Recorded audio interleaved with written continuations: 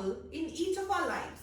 Presently, we are going through the third series of lockdown, and though there have been few relaxations depending upon the zones which you fall in, but still, starting and operating of the workplaces has its hassles.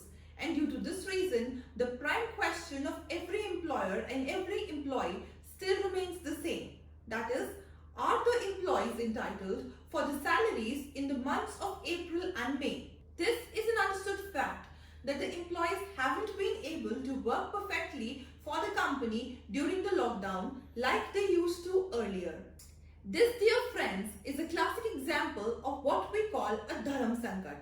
The employers feel that even before the lockdown, they have been facing crisis due to the slowdown in the economy, and COVID-19 has been the ultimate bow which could lead to their financial ends. Same is the situation with the employee or the laborer who himself was in a hand-to-mouth condition, struggling for his survival with the meager salary.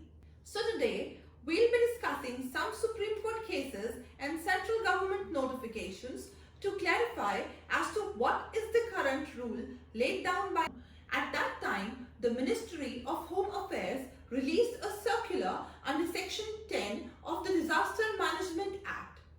Clause 3 of the circular states that all the employees, be it in the industry or in the shops and commercial establishments, shall make payment of wages of their workers at their workplaces on the due date without any deduction for the period their establishments are undergoing closure during the lockdown. Because of this, for the month of March, mostly all the employers paid the due salaries of their employees. Now, after that, the lockdown got extended till 3rd May and thereafter till 17th May. Now that in most of the industries there has not been a single day of work, the question remains that is it reasonable by the central government to force the private employer to pay the salary by the powers conferred under the Disaster Management Act? To quash this, 2 cases were filed in the Supreme Court of India. The first case is of Ficus Pax Private Limited and the other one is of Ludhiana Hand Tools Association. Both of them appealed that the circular is illegal and ultra-virus and should be set aside. Moreover, the subsequent notices issued by respective state government by relying upon this should also be set aside. In the Karnataka-based Ficus Pax Private Limited, it was argued that the notification is ultra-virus, meaning thereby that the central government has no power to force a private entity to pay their workers a salary for a period in which no work has been done by them. Yes, on humanitarian or ethical grounds, the same can be done, but nothing can be imposed on them through statutory provisions. To strong arm their argument, they had cited 2 articles of the Constitution of India. Article 14, which speaks about the equality before law. So in the light of this article, if we see the notification, it is very biased towards the employer, as during this difficult time when everyone is facing so many troubles, even then in this notification, the employers and employees are being treated differently. The employers are supposed to pay to their employees full salary despite the fact that absolutely no work is happening, and in many cases most of the work orders have been rejected. Moreover, the future too holds a bleak picture for them. It is clear that employees are given privileged treatment. Furthermore, this notification generalizes all the workplaces and so is applicable even to the biggest MNCs and the smallest shops. The big industries might be able to sustain themselves as they have cash reserves, but for micro, small and medium enterprises, it becomes very much difficult to do so, and such notification would do no good. Rather, it would shove them towards bankruptcy. The second article that was mentioned was Article 90, that talks about the right to occupation in India.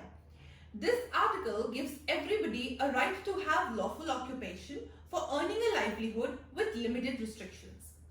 Under this article, usually whenever a person runs an organization, there is a contract between the employer and the employee, which could be either expressed or implied. Such contract states that no work means no pay. So this should supersede everything else. even the notification of the central government, which directs the employer to pay the salary irrespective of the fact that no work is taking place.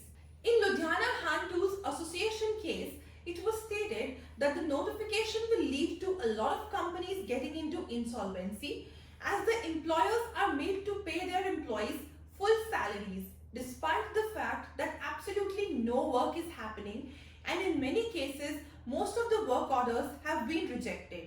Moreover, the future holds a bleak picture for them. Such notification would instead lead to many cases of default in the payment of salary and also increase the unemployment in future. They had also referred to the provisions of retrenchment and layoff of the employees in cases of any disaster as mentioned in the Industrial Disputes Act. So, in any such cases, any provision of the Disaster Management Act cannot direct the employer to pay the salaries despite the fact that no work is being done by the employee. A common argument used in both of these cases was to direct the central government to use the funds of thousands of crores which is lying in the ESI or the PF corpus as well as the PM Care Fund to subsidize the salary and to lessen the burden which currently all the MNCs and other private establishments are facing. It was stated that there is no denying that the employees ought to receive their salary, but why should the employer bear the burden? The matter was listed on 27th of April 2020 before a 3-judge bench comprising of Justice N.V. Raman, Justice Sanjay Kishan and Justice B.R. Gawai. The Supreme Court has directed the Attorney General Tushar Mehta to frame and submit a clear policy regarding this circular. Usually, the 7th of every month is the date by which the salary has to be paid to all the employees. But Supreme Court has given a time of 2 weeks to the central government and the same would go on till the 14th or the 15th of May. Until then, the ambiguity shall remain. And expert legal advice with Lawrado.com. Hit subscribe on our YouTube channel and click the bell icon to receive notifications. You can also follow our Facebook page and get the latest posts in your newsfeed.